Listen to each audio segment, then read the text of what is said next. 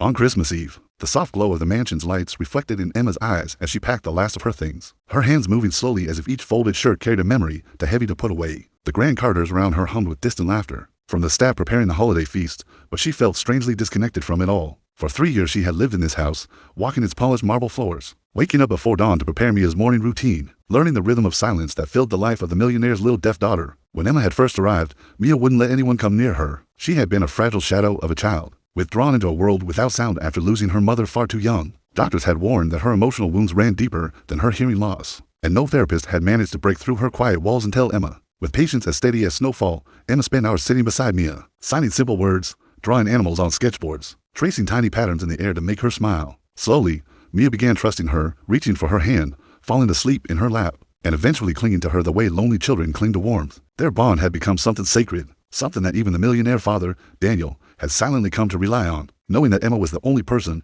who could calm Mia's nightmares and coax her into laughter. But today, as Emma zipped her suitcase shut, reality felt painfully sharp. Her contract was ending, and she had chosen not to renew it, not because she wanted to leave, but because life had called her elsewhere. Her grandmother's health had worsened, and Emma was the only family she had left. She had to go, even though every part of her heart begged to stay. She walked into Mia's room carrying a small gift she had handmade, a wooden snowflake, with their initials carved into the edges. Mia sat on the floor surrounded by crayons, drawing a picture of Emma holding her hand. When she looked up and saw the suitcase, her expression changed instantly. Her big hazel eyes widened with confusion, then fear, then something deeper. Emma knelt beside her, trying to keep her voice steady as she signed, "It's my last day, sweetheart. I have to leave, but I will always love you." The moment the signs left her hands, her throat tightened painfully. She knew Mia understood every word. Mia reached forward, touching Emma's face with trembling fingers, tracing her cheeks as if memorizing every feature before it slipped away. Emma pulled Mia into her arms, pressing her cheek against the child's soft hair. Inhaling the faint scent of lavender shampoo she always used on her, she whispered even though she knew Mia couldn't hear the sound,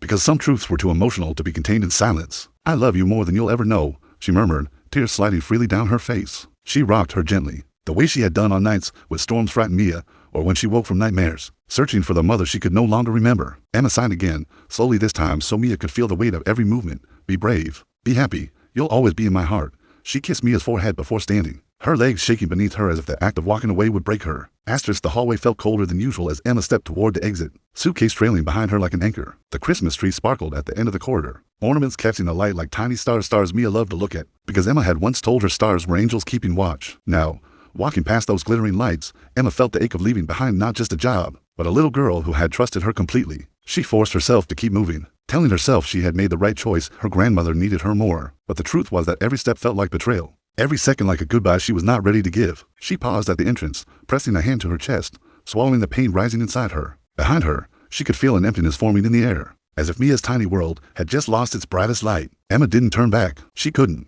because she knew that if she looked into Mia's eyes one more time, she would never be able to leave. Then, as Emma stood to walk away, something happened that froze the entire world around her, as if time itself refused to let her leave. She had barely taken the steps when she felt a gentle tug on the sleeve of her coat. At first, she thought Mia only wanted one last hug, the same way she always asked for just 5 more minutes whenever Emma tried to put her to bed. But when Emma turned, she saw something different in the child's eyes: an intensity, a desperation, and a fragile kind of courage that only children possess when they're about to do something. That changes everything. Mia's small hands trembled as she reached up to touch her lips, the way Emma had taught her to focus when forming sounds. Her little chest rose sharply as she drew in a breath, her fingers curling slightly as if she were gathering all the strength of her tiny heart. And then, with a voice that cracked like a breaking icicle, a soft, imperfect, barely audible whisper slipped out. "Mommy." The word was so fragile, so unsure, that Emma almost thought she imagined it. But Mia's lips had moved. The sound, even faint, had filled the space between them. For a child who had never spoken a clear word in her life, for a girl who had only ever communicated in silence and signs, that tiny whisper was a miracle. It cut through Emma's heart so violently that her breath left her body. Her suitcase slipped from her hand and toppled against the marble floor with a loud thud. She barely heard. Emma dropped to her knees, her hands shaking uncontrollably as she cupped Mia's cheeks. Tears streamed down her face with such force that she couldn't even see clearly. "Mia, sweetheart, did you try to say?" Her voice broke completely. Mia nodded, a single shaky nod, then pressed her forehead to Emma's chest like she always did when she was scared or overwhelmed. Emma wrapped her arms around her, holding her so tightly it was as if she were trying to protect her from the entire world.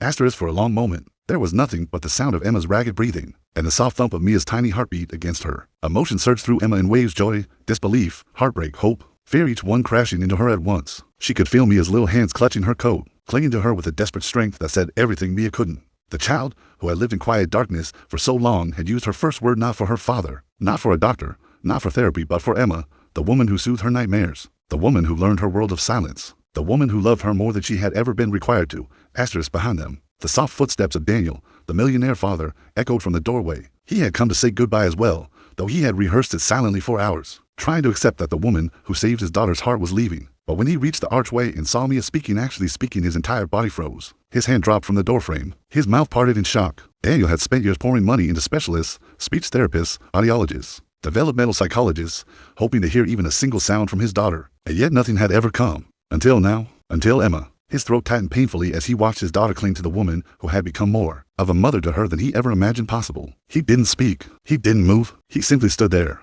realizing that this single moment, the first spoken word of his daughter's life, was directed not at him, but at the woman he was about to let walk out of their lives. Asterisk. Emma pulled back slightly, brushing Mia's hair from her face, her hands trembling. "Sweetheart," she whispered, even though she knew Mia couldn't hear the sound. "Do you know what you just did? Do you know how incredible you are?" Mia looked at her with wide, watery eyes, and her small finger signed with shaky motions. "Stay." Emma's heart shattered. She stroked Mia's cheek, her voice barely holding together. "I want to stay more than anything," she whispered, her tears falling onto Mia's hands. "But I have to take care of someone too, just like I take care of you." But Mia didn't understand the complexity of responsibility or sacrifice. She only understood love. Pure, childlike, unconditional love.